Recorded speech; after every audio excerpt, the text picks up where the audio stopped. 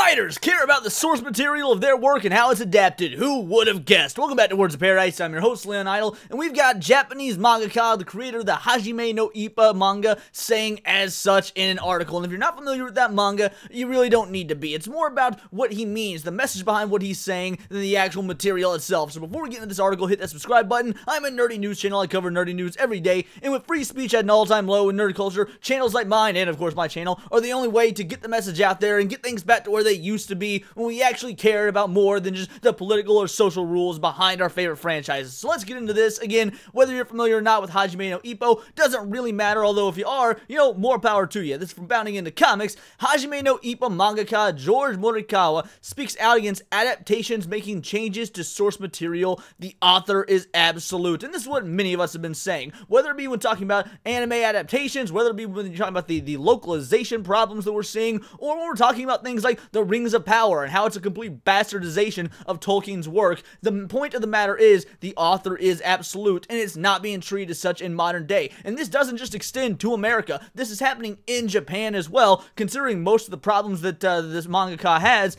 is with what he's experienced in Japan. So don't think this is something that is just only existing in the West. In the wake of Sexy Tanako-san mangaka Hinako Ashihara's death, Hajime no Ippa mangaka George Morikawa has revealed the source material respect issues she was dealing with in the months leading up to her passing are far from rare, and he went through a similar situation with the anime and stage adaptations of his iconic boxing manga. In the days prior to her death, Ashihara had opened up about the frustrating and traumatic experience she had in dealing with producers of Nippon TV's live-action Sexy Tanaka-san series, particularly in regards to their blatant breaking of a promise not to modify the source material in its transition to the small screen. And you know what? Promises like this, they're not uncommon here in the West either. If I remember right, we saw a similar promise be made to Akira Toriyama when the horrendous Dragon Ball Evolution anime was being made. I'm also pretty sure that they made a similar promise to Kenichiro Watanabe for the live-action Cowboy Bebop, and we get told time and time again with things, again, like Rings of Power, that they're going to honor the source material. They care about Tolkien's work. You very often get promises like these, not just to the fans,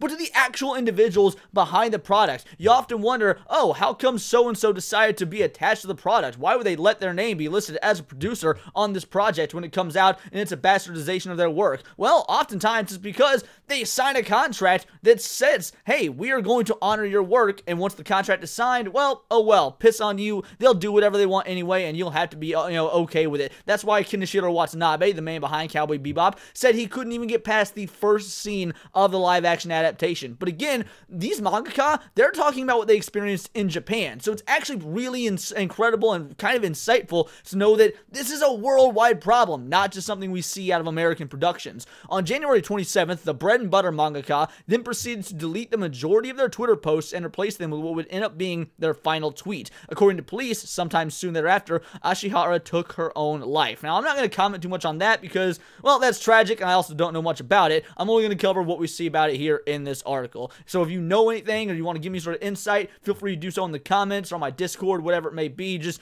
that's not really an aspect I'm going to focus much on. Notably, an alleged suicide note, its content supposedly detailing the reason behind Ashihara's death had been found by the Tokyo Metropolitan Police. However, the note's exact words have yet to be disclosed. Speaking out in the hopes of preventing any future such tragedies, Morikawa took to his personal Twitter account on January 31st to reveal that, like Ashihara, he had also been subject to such studio mistreatment while working on the anime and stage adaptations of Hajime no Ippo. Now, before we get further, I want to ask you guys this. Imagine you're a creator. You're something, and when I say creator, I don't mean like a content creator like myself or whatnot, but you're a legitimate, you're a flesh and blood artist, whether it be you make comic books, you make video games, you make movies, you stories, whatever it is that you make.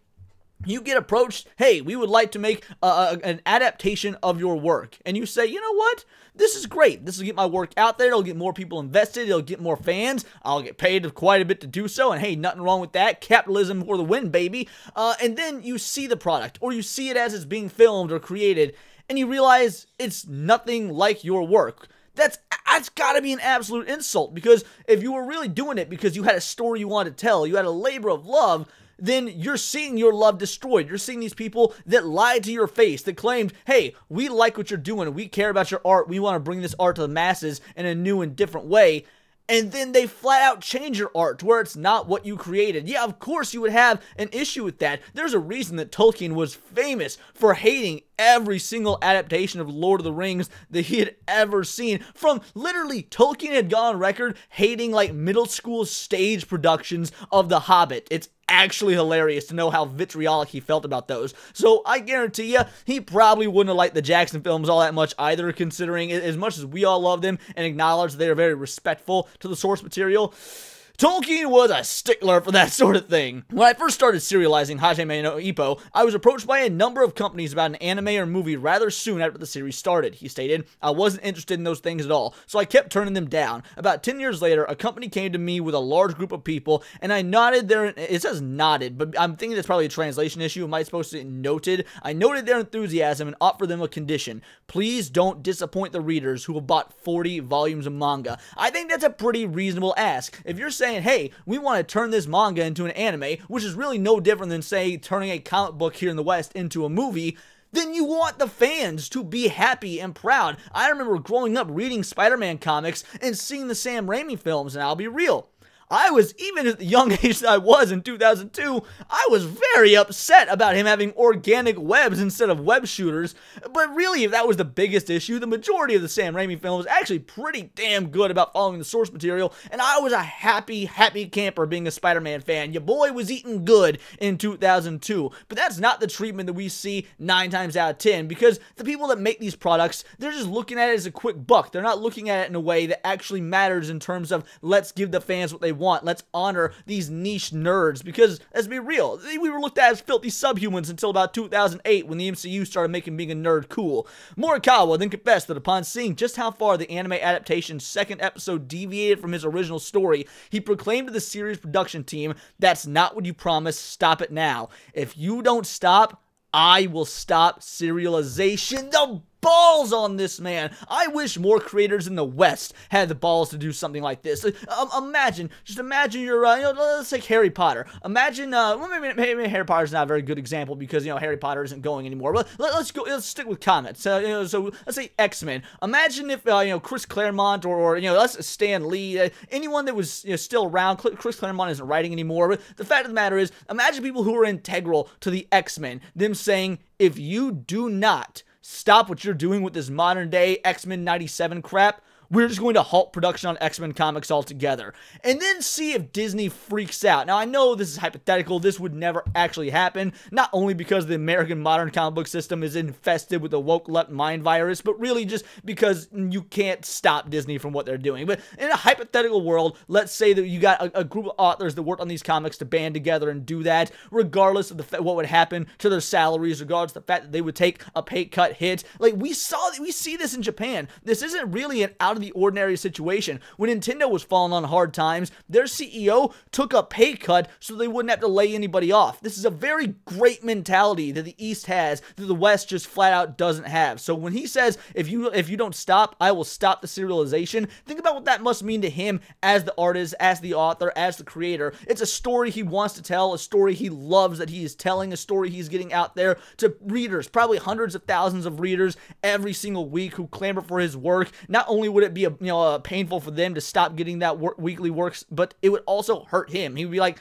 I can't tell the story. If you're a creative, it hurts to stop creating. Whether it doesn't matter if he's making comic books or painting, if you stop doing that, you feel physically ill. It feels like your creative juices and your passions aren't being sent out there into the universe, into the ether, in a way that is anything meaningful. So when he says he would stop serialization, that is a big thing. That's not just some sort of swing my dick around in a corporate situation sort of setting. No, it means a lot coming from the heart of somebody that is a natural born storyteller. Everyone involved was in a panic, he recalled, but I was not satisfied. However, his speaking out ultimately paid off. After threatening to cancel Hajime no Ippo serialization, I was assured they would improve the quality of the work, and I backed off for the time being. After that, the work turned out great, and we developed a relationship of trust, so I stopped checking the script and left it entirely in their hands. And you know what? That could have been a problem.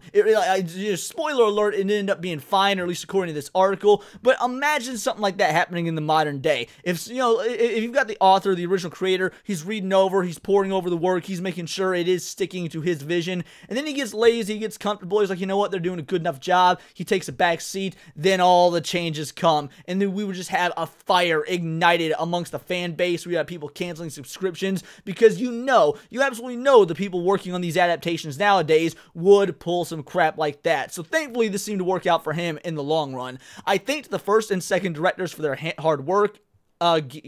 He added, I knew they were doing their best, so I felt a mixture of I'm sorry and I can't accept it, but I told myself the priority was the readers. Exactly, the priority is always the fans, something that these modern day corporate suits don't understand, or worse, don't care about. He says, I acted accordingly. I gave them the condition they would accept Kohei Kyusu as the scriptwriter. I would leave everything to him. The editor in charge of Kodansha, the program producer, and the production company worked very hard and always reported back to me on the progress and results.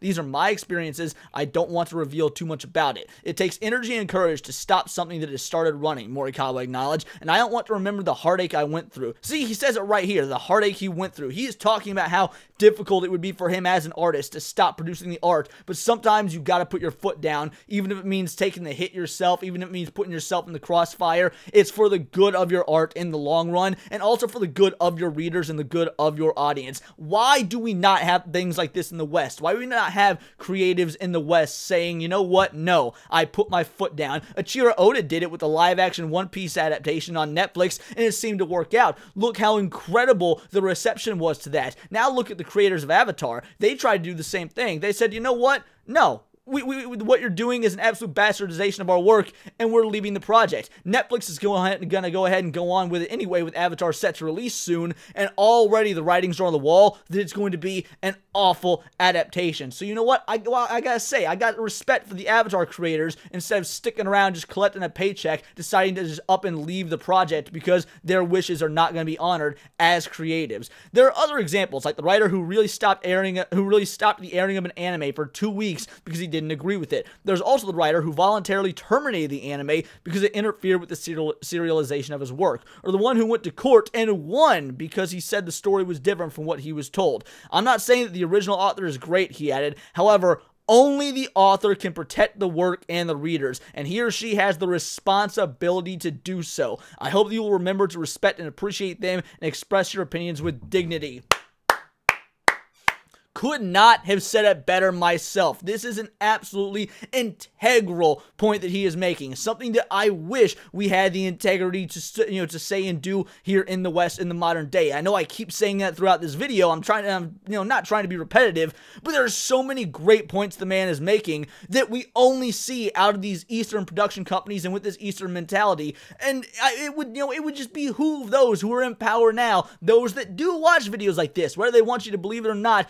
Disney does pay attention to individuals like the Critical Drinker. It would behoove them to actually maybe just listen and give the fans what they want, but that's not going to happen because what they feel like needs to be done, it trumps the fans, because what they feel needs to be done has something to do with ESG scores or social, ESG, environmental social governance, or anything to do with a political or social stance that they think will make them money in the long run with BlackRock and other big name investment companies. Thankfully, we don't seem to have much of an issue like that in Japan. Well, I shouldn't say that. I made an entire video about Japan going woke, and there is, in fact, ESG investment happening big time in Japan. However, when you see articles like this, and when you see creatives in the East talking like this, it does give you hope that these are not always going to be the standards. This is not always going to be the case. There are many examples of successful adaptations, alterations of original works, Morikawa continued, and it's also true that many writers look forward to seeing how their part will be expressed. Once a relationship of trust is established, the same was true for me. There's a big difference in the production method between manga and video, and it's extremely difficult to keep the original work as is. I think the best way to achieve this is for everyone, including the original creator, to be involved with respect and gratitude. Once again, bingo! Do we need to bring it back to the comparisons between Eiichiro Oda in the live-action One Piece and Kenichiro Watanabe with the live-action Cowboy Bebop? Notice how they had vastly